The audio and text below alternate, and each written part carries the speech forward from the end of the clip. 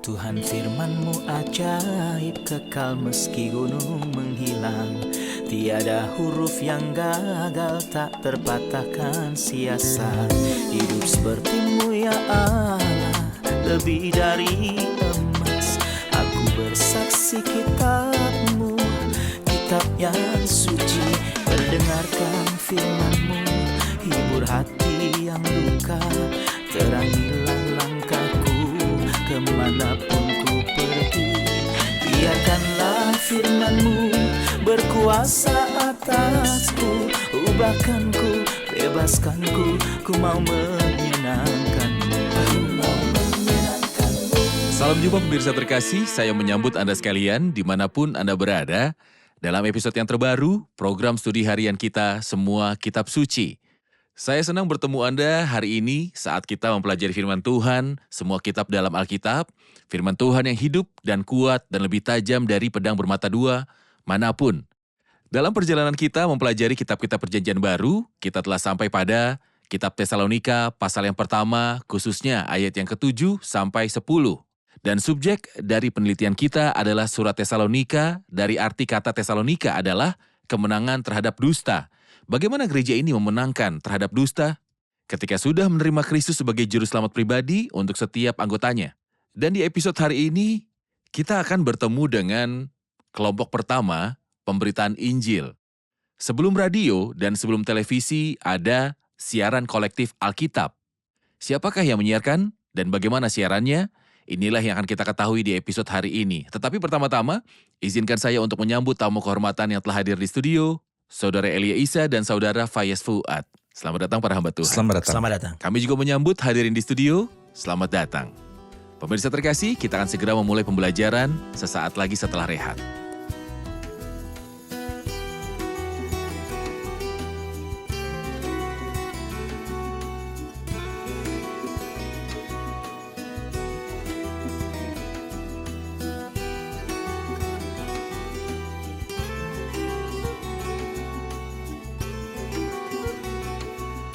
Berjumpa lagi Saudara Fayez. Saya akan membaca ayat 7-10 dari pasal 1 dan kembali kepada Anda untuk bertanya. Paulus berkata kepada jemaat Tesalonika, sehingga kamu telah menjadi teladan untuk semua orang yang percaya di wilayah Makedonia dan Akhaya. Karena dari antara kamu firman Tuhan bergema, bukan hanya di Makedonia dan Akhaya saja, tetapi di semua tempat telah tersiar kabar tentang imanmu kepada Allah. Sehingga kami tidak usah mengatakan apa-apa tentang hal itu. Sebab mereka sendiri bercerita tentang kami, bagaimana kamu sambut, dan bagaimana kamu berbalik dari berhala-berhala kepada Allah untuk melayani Allah yang hidup dan yang benar, dan untuk menantikan kedatangan anaknya dari sorga yang telah dibangkitkan dari antara orang mati, yaitu Yesus yang menyelamatkan kita dari murka yang akan datang.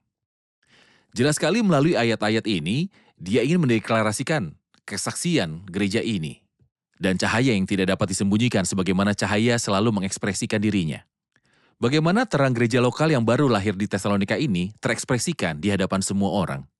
Sebentar, saya akan merujuk pada ayat yang ke-6. Anda membaca dari ayat yang ke-7, tetapi ayat yang ke-6 juga penting. Karena Rasul Paulus berkata, kamu menjadi pengikut kami dan juga Tuhan. Rasul Paulus juga pernah berkata, tirulah aku, sama seperti aku juga meniru Kristus. Dan di sini orang Tesalonika meniru Rasul Paulus yang meniru Kristus, dan ini secara singkat berarti ciri-ciri Rasul Paulus yang mempelajari dari Kristus muncul dalam hidupnya, dan kualitas sastra yang muncul dalam hidupnya mengingatkan mereka akan Kristus. Maka orang akan mengenal Kristus melalui hidup mereka. Kristus lemah lembut dan rendah hati serta tunduk kepada kehendak Bapanya. Dia tidak menyinggung siapapun dan tidak membenci siapapun. Dia tidak mengambil sesuatu yang bukan menjadi haknya. Sebaliknya, dia menerima haknya tanpa mengeluh. Dia terdiam menyaksikan hinaannya. Semua kualitas sastra yang indah yang muncul dalam Kristus muncul di dalam mereka. Ini sangat mengesankan. Karena mereka meniru Rasul Paulus yang juga meniru Kristus. Hal kedua yang mempengaruhi saya ada di ayat yang ke-7. Meskipun penderitaan besar yang mereka derita, mereka bahagia, dan ini mengingatkan saya kepada penjaga penjara Filipi, sipir pusat atau sipir penjara. Dia memiliki posisi yang bagus dan dia jelas tidak menikmati kehidupan apapun. Kemudian dia menemukan dua orang tahanan yang telah dipukuli dan disiksa dengan kaki mereka yang dipasung. Meski begitu, pada tengah-tengah malam mereka berdoa dan menyanyikan lagu pujian kepada Tuhan. Adegan ini menarik perhatiannya dan dia bertanya bagaimana orang-orang ini bisa bersuka cita meski dalam kondisi yang sulit. Jadi dia sangat tersentuh. Hal ketiga di ayat yang ketujuh, mereka menjadi contoh, artinya hidup mereka tercerahkan. Saya bilang istilahnya ringan. Dan ini mengingatkan saya pada apa yang Tuhan katakan dalam Matius 5. Kamu adalah garam dunia, garam yang membuat manusia rindu dan haus akan Kristus. Kamu adalah terang dunia. Lampu tidak boleh diletakkan di bawah keranjang atau di bawah tempat tidur. Artinya keasikan dengan kenyamanan dan santai. Atau keasikan dengan keranjang yang artinya bisnis atau urusan bisnis. Itu adalah alasan kita bisa kehilangan kesaksian kita dan jelas bahwa hal ini tidak ada dalam kehidupan mereka. Iya. Mereka cerdas, mata tidak melewatkan cahaya meski berada di tengah kegelapan. Saudara Elia di ayat 8 dia berkata, karena dari antara kamu, firman Tuhan bergema, bukan hanya di Makedonia dan Ahaya saja, tetapi di semua tempat. Firman Tuhan telah terdengar sampai keluar dari gereja ini. Bagaimana mereka menyiarkan firman Tuhan? Apakah mereka punya televisi? Atau siaran radio? Dengan cara apa mereka menyebarkan firman Tuhan? Kita telah mengatakan pada episode-episode sebelumnya surat ini ditulis oleh Rasul Paulus hampir 51 tahun Masehi. Saat ini belum ada radio atau televisi, tapi itu disiarkan berdasarkan kesaksian gereja. Seperti melalui orang-orang percaya ini, firman Tuhan terdengar dan itu bagus untuk menggunakan ungkapan ini 2 kali. Firman Tuhan telah dikumandangkan. Kemudian imanmu kepada Tuhan telah tersebar. Ini adalah hal menakjubkan untuk menunjukkan kehidupan orang-orang percaya ini. Sebagai contoh, tapi jangan pernah lupa bahwa ayat tersebut dimulai dengan kata karena. Untuk menghubungkan ayat ini dengan ayat yang sebelumnya, katanya di ayat 7, bahwa orang-orang beriman adalah teladan bagi semua orang. Dan mari kita ulangi bahwa pemberitaan tentang kehidupan lebih kuat daripada pemberitaan firman. Dia belum berbicara tentang khotbah mereka sebelum dia membicarakan teladan mereka, yaitu mempengaruhi dan mengerjakan. Begitulah firman Tuhan telah tersebar di utara dan selatan negara itu, dan dimanapun kehidupan orang-orang percaya ini adalah sebuah contoh. Dan dampak praktikal dari firman Tuhan terlihat nyata dalam kehidupan mereka. Maka dengan mudahnya, kehidupan mereka telah membuahkan hasil di semua tempat di sekitarnya. Saya pikir adalah pelajaran untuk masing-masing pada tingkat individu. Dan pada tingkat gerejawi, individu bertanggung jawab untuk menjadikan hidupnya sebagai teladan dan bertanggung jawab untuk menyampaikan berkat-berkat Injil. Dan menjadi saluran untuk menyampaikan kebenaran yang menakjubkan ini bagi jiwa-jiwa yang tersiksa, dan gereja juga bertanggung jawab untuk menjadi kesaksian dan sebagai contoh bagi orang-orang yang beriman dan orang-orang di sekitarnya. Masing-masing dari kita harus bertanya pada dirinya sendiri, apakah saya menjadi teladan di rumah saya? Apakah hidup saya menyatakan bahwa saya orang Kristen yang beriman? Apakah saya menunjukkan hal itu dalam pekerjaan saya? Apakah hidup saya menyatakan saya sebagai teladan atau saya tidak berpengaruh? Bahkan sebagai gereja lokal, Anda bisa membayangkan saat kita duduk bersama ada telepon yang berbunyi. Saudara Fayez, Saudara Elia, ada masalah di gereja. Saudara-saudara berkelahi satu dengan lain. Ada ego satu dengan yang lain. Saudara-saudara berselisih. Lalu bagaimana gereja ini menyiarkan firman Tuhan? Di sisi lain, Anda mungkin menerima telepon yang mengatakan gereja lokal sudah menjadi pembawa berkat di wilayah ini. Tepat. Jadi terang di wilayahnya. Tepat. Ada banyak perbedaan jika ada gereja yang diberkati di wilayah itu, atau ada juga gereja yang menutup dirinya, sehingga kehilangan perannya di wilayah tersebut. Maaf, saya akan mengatakan sepatah kata pun jika ada masalah, kita akan tersinggung dan bukan memberikan pengaruh. Iya, benar. Ada hal penting yang membantu kesaksian itu. Beredar di Makedonia dan Akaya bahwa Tesalonika adalah tempat yang sangat penting, pusat komersial dan tempat bertemunya beberapa jalan yang besar. Banyak orang yang pergi ke sana untuk berdagang. Suatu kali dalam surat Paulus dikatakan bahwa Demas telah meninggalkan aku karena mencintai dunia ini, dan dia pergi ke Tesalonika. Kebanyakan Tesalonika adalah pusat kota berbisnis yang sangat penting. Jadi orang-orang datang dan pergi, dan orang-orang ini bersaksi, jemaat Tesalonika bersaksi melalui kehidupan mereka. Saya tidak memperbudak bahwa ada pengusaha di antara mereka, dan mereka mempunyai perusahaan dan pabrik. Dan ini adalah kesempatan bagi mereka menanganinya, untuk bersaksi melalui kehidupan mereka dan semua orang yang berurusan dengan mereka. Kembali ke negaranya dan menceritakan tentang perubahan yang terjadi pada jemaat Tesalonika. Benar, sama seperti kesaksian hidup lebih efektif daripada kata-kata, maka kesaksian yang benarlah yang menentukan. Itu benar. Iya. Tuhan bantu kita. Amin, kiranya Tuhan membantu kita. Kita rehat sejenak dan kembali untuk melanjutkan studi. Pemirsa terkasih, kita rehat sejenak dan akan segera kembali. Rasul Paulus mencatat bahwa meskipun mereka sekarang mengikuti Tuhan dengan sukacita dari Roh Kudus dalam diri mereka pertama kali mengetahui kekuatan kata tersebut yang menembus hati nurani dan menghasilkan pertobatan kepada Tuhan dengan petugas yang mengalami kesedihan suci di hati. Dan inilah yang selalu terjadi, semakin dalam tindakan pertobatannya, semakin bahagia orang itu. Dan pemuridan orang percaya merupakan hal yang serius dan nyata. Jadi sasarannya bagi mereka yang mengajar seharusnya bahwa firman itu bekerja sangat dalam di hati dan hati nurani. Dan itu tidak hanya dangkal, hasil yang sudah jelas salah untuk memastikan bahwa imbalannya tidak hilang pada hari Kristus. Orang-orang percaya di Tesalonika menjadi contoh bagi umat beriman di provinsi sekitarnya saat mereka pertama kali mengikuti Tuhan karena pemuridan ini. Kami telah kembali pemirsa terkasih untuk melanjutkan studi kita di pasal 1 surat pertama kepada Tesalonika ayat 7-10. Mohon komentar dari ayat ini, ayat 9. Apa yang dimaksud dengan bagaimana kamu sambut? Sambutan apa? Ini membawa kita kembali ke Kisah Para Rasul pasal yang ke-17. Dan saya ingat bahwa Rasul Paulus di Kisah Rasul pasal 16 dipenjarakan bersama Silas dan kaki mereka dibelenggu. Mereka dihukum dengan hukuman khusus dari kepala penjara di Filipi. Meskipun kesakitan ini mereka diusir keesokan harinya dan mereka pergi ke Tesalonika. Saya mencoba membayangkan kondisi mereka dan dampak sisaan tersebut. Meski berangkat ke Tesalonika, mereka tidak menyanyiakan waktu. Mereka pergi ke dewan dan bertugas di dewan dan menghabiskan setidaknya 3 bulan di Tesalonika. Dan saya dapat memahami bahwa mereka tidak menerima pemberian finansial apapun. Buktinya, ketika Rasul Paulus berada di Tesalonika, dia menerima pemberian keuangan dari Filipi yang miskin. Jadi jelas bahwa dia tidak ingin membebani jemaat Tesalonika secara finansial.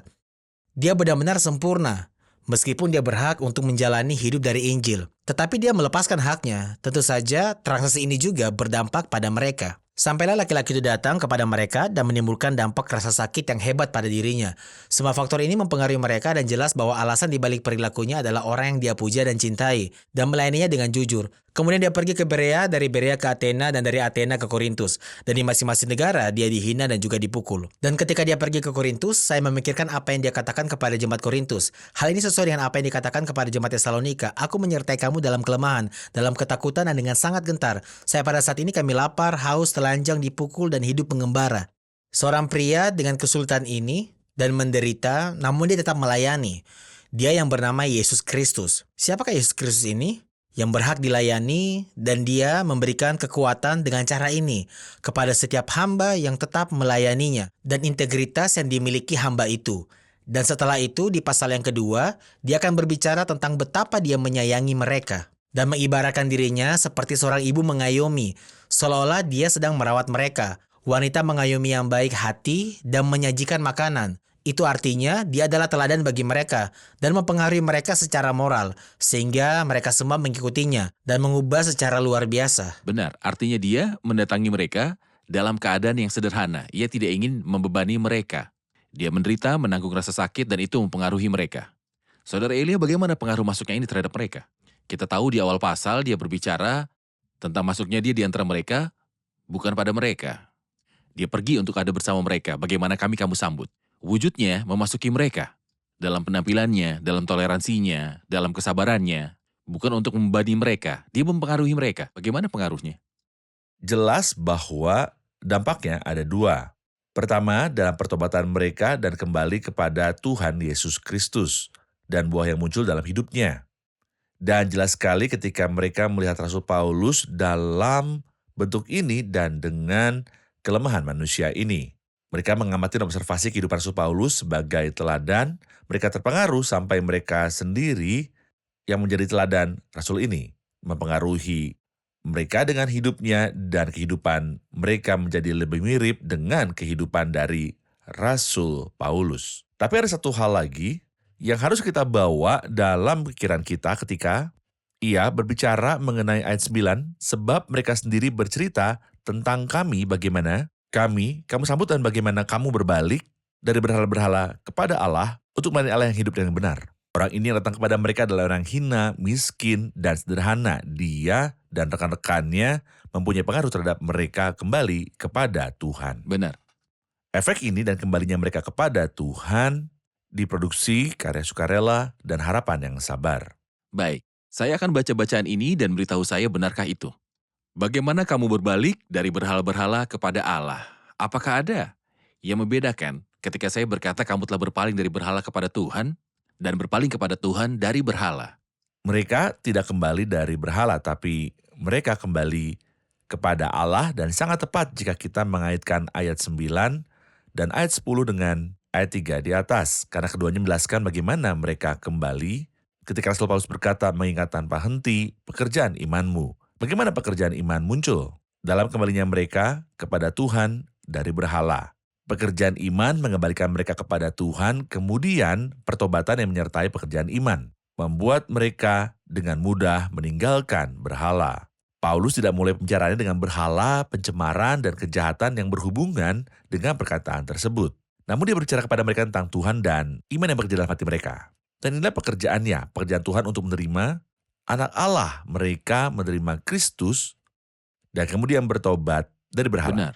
Setelah itu, dia memberitahu mereka, sebab kami selalu mengingat pekerjaan imanmu, usaha kasihmu. Ini muncul dalam kembalinya mereka kepada Tuhan dari berhala hingga beribadah. Atau melayani Tuhan yang hidup dan benar, kemudian kesabaran pengharapan oleh pengharapan yang sungguh-sungguh akan kedatangan Kristus. Saya dapat mengatakan bagaimana Anda berubah dari berhala menjadi Tuhan. Jadi ada kemungkinan mereka bosan dengan berhala dan membencinya. Mereka Benci tidak terhadap menemukan orang yang mengenyangkan hati pada berhala. Jadi mereka harus mencari alternatif, seperti Kristus. Dan Tuhan adalah pengganti berhala. Namun Tuhan tidak. Mereka berada dalam berhala mereka, tapi daya tarik Kristus. Pasangannya berkata, tariklah aku di belakangmu, marilah kita cepat-cepat pergi. Jadi daya tarik Kristus menarik mereka. Oleh karena itu mereka otomatis dan tanpa usaha menyebabkan orang yang kenyang Iya. menginjak-injak madu. Jadi mereka benci Tepat. semua sampah ini. Terkadang Mereka kita bertemu meninggalkannya. orang yang mengatakan kami telah mengenal Tuhan dan menjadi Kristen. Saya bertanya, bagaimana Anda bisa mengenal Tuhan? Ceritakan kesaksian Anda. Mungkin saja ada di antara mereka yang menceritakan kepada saya, kita sebenarnya benci diri kita sadar tidak ada harapan, kemurnian, atau hal yang meyakinkan. Jadi kita datang kepada Kristus. Dan yang lain katakan, Kristus menarik saya. Ya, Daya tarik Kristus membuat saya meninggalkan Tentu semuanya. Dan ini harus ada dalam pikiran kita ketika kita bertemu orang. Apakah orang ini datang kepada Tuhan atau datang kepada kekristenan karena bosan dengan realitanya? Atau apakah dia datang kepada Tuhan karena dia menariknya dengan daya Ya, tariknya? Itu benar. Terkadang kita menemukan pengkhotbah yang berfokus pada dosa, keburukan dosa, dan juga permasalahan dosa sebelum dia berfokus pada kebaikan Tuhan. Tepat. Siapa yang datang kepada Tuhan karena kebaikannya, dia akan menolak dosa meskipun itu menyenangkan. Kamu berbalik dari berhala-berhala kepada Allah. Dr. Fayez, ia berbicara tentang jemaat Tesalonika yang kembali untuk melayani Allah yang hidup dan benar. Untuk melayaninya.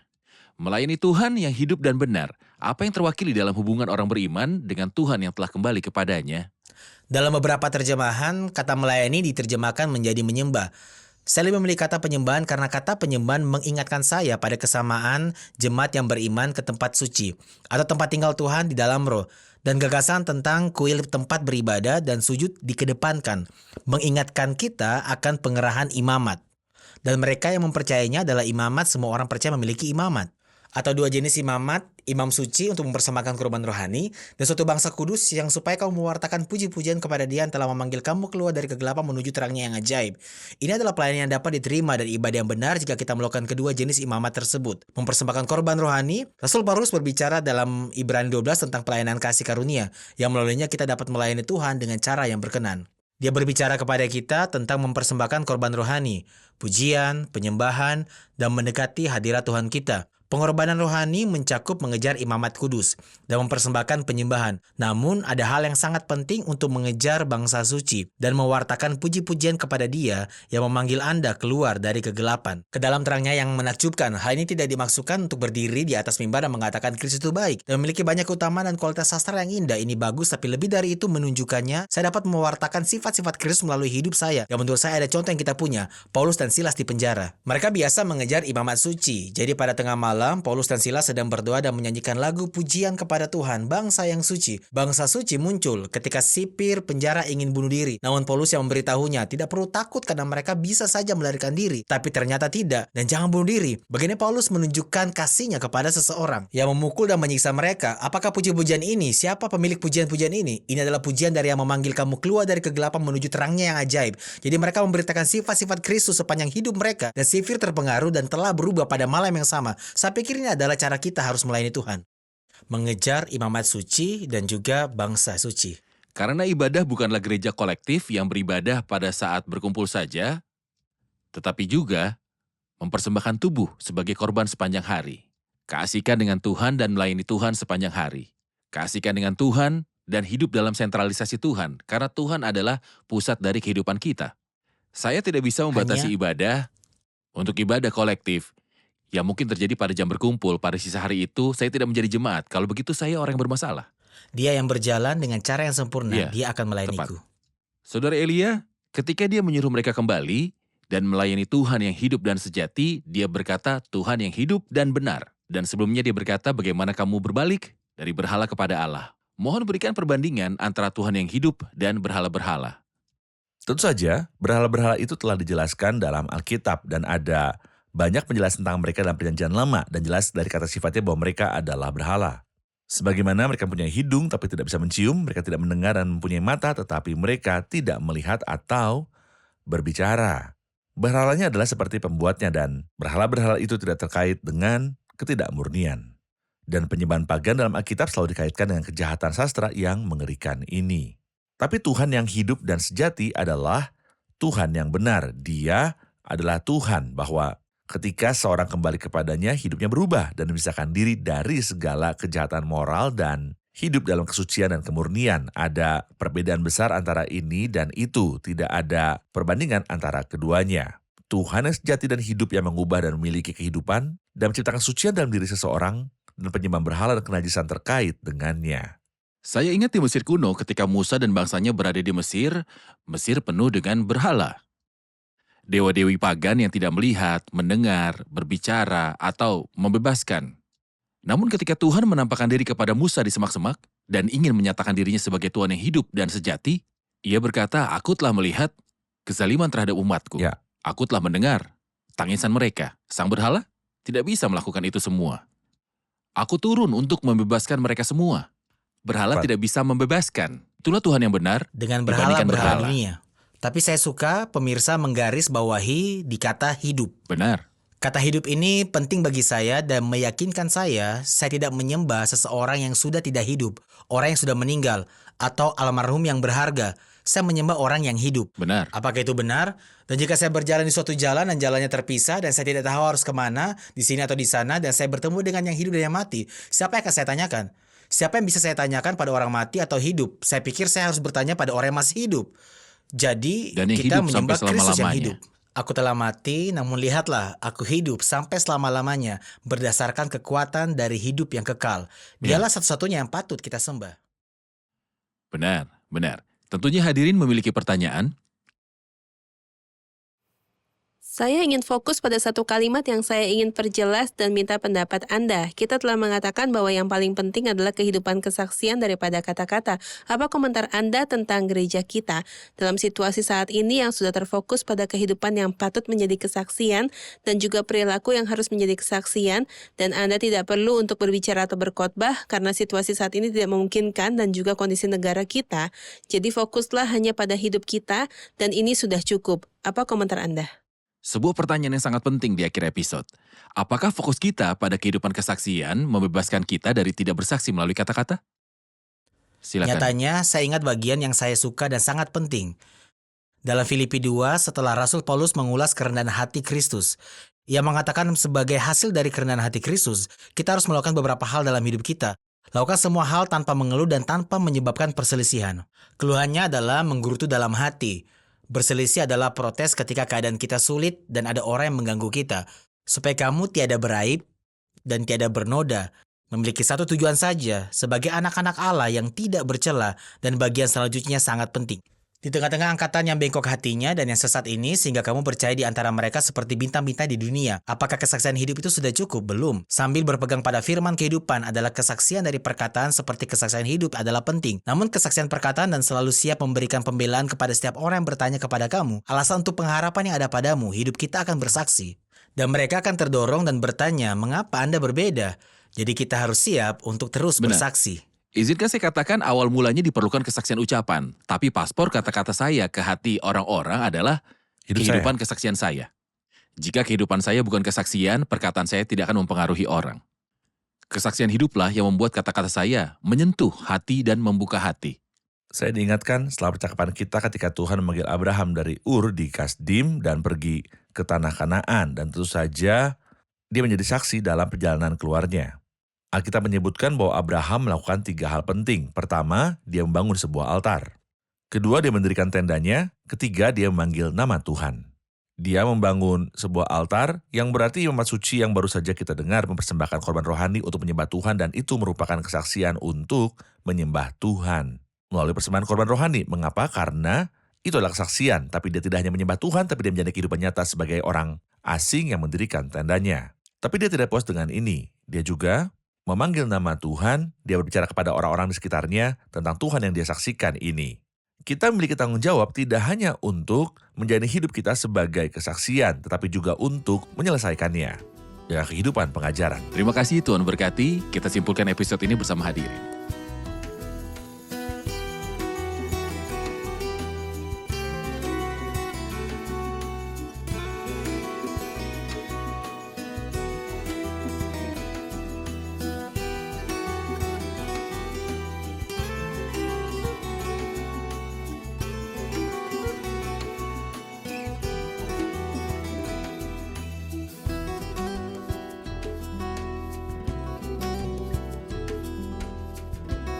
Halo semuanya.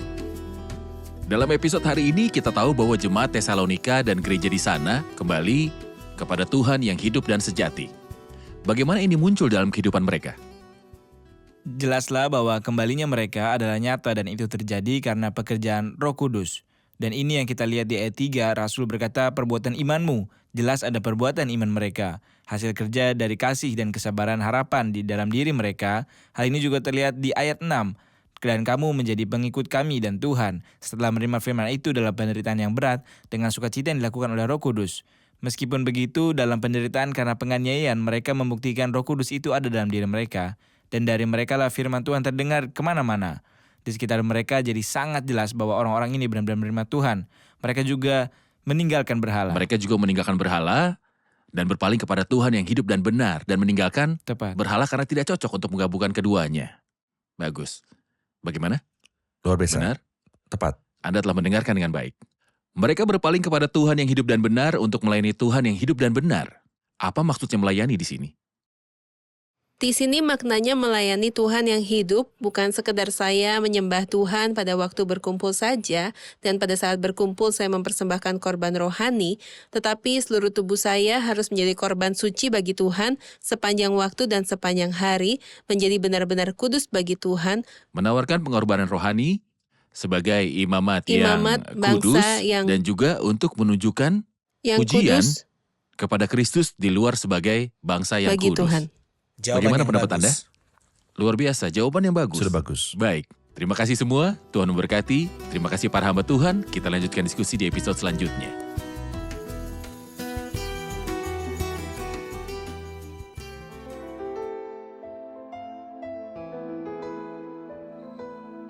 Tuhan firman-Mu ajaib, kekal meski gunung menghilang. Tiada huruf yang gagal, tak terpatahkan siasat. Hidup seperti-Mu ya Allah, lebih dari emas. Aku bersaksi kitab-Mu, kitab yang suci. Mendengarkan firman-Mu, hibur hati yang luka. Terangilah langkahku kemanapun ku pergi.